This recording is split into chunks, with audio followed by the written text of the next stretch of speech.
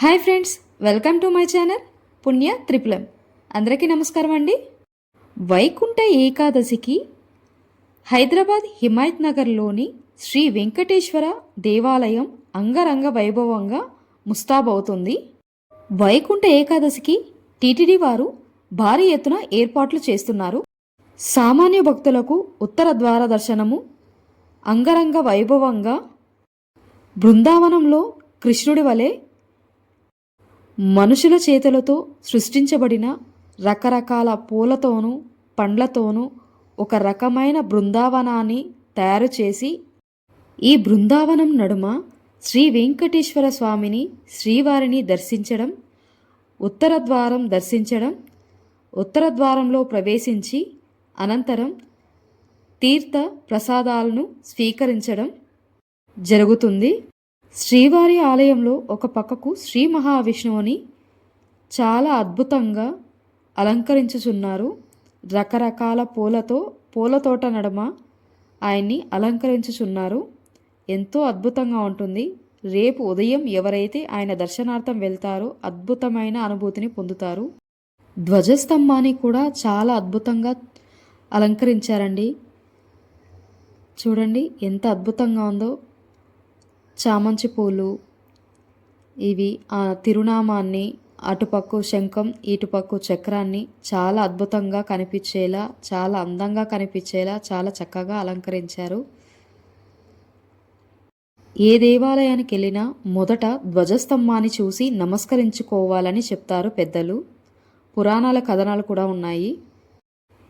ధ్వజస్తంభం గురించి ఉన్న కథనం గురించి సపరేట్గా ఇంకో వీడియో చేసి అప్లోడ్ చేస్తానండి. తప్పకుండా మన ఛానల్ని సబ్స్క్రైబ్ చేసుకోండి, లైక్ చేయండి, వీలైనంత మందికి షేర్ చేయండి. వీడియో ఎలా ఉందో కమెంట్ రూపంలో తెలియచేయండి.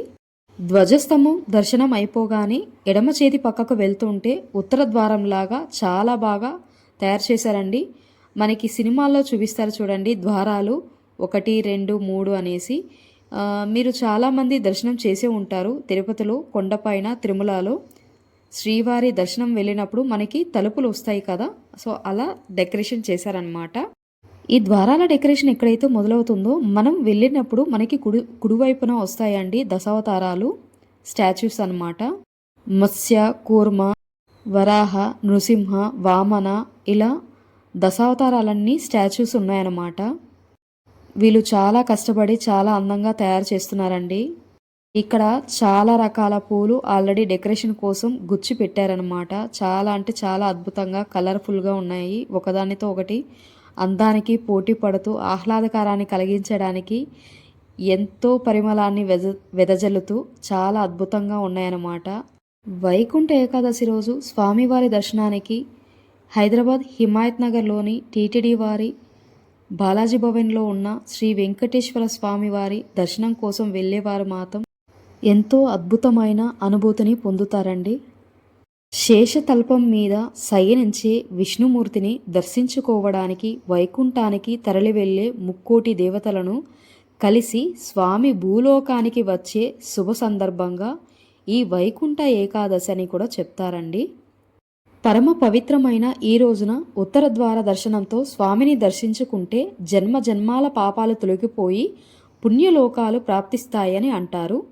ముక్కోటి ఏకాదశి రోజున విష్ణు దర్శనం చేసుకొని పూజ చేసుకున్న తర్వాత ఉపవాసం ఉంటే అఖండ ఐశ్వర్యం సిద్ధిస్తుందని పెద్దలకు ఒక నమ్మకం అండి. ఏడాది మొత్తంలో వచ్చే 24 ఏకాదశుల్లో ముక్కోటి ఏకాదశి రోజున చేసే ఉపవాసం విశేషమైన ఫలితాన్ని ఇస్తుందని పండితులు చెబుతున్నారు. వీడియో నచ్చినట్లయితే లైక్ చేయండి, వీలైనంత మందికి షేర్ చేయండి. వీడియో ఎలా ఉందో కామెంట్ రూపంలో తెలియజేయండి. Thanks for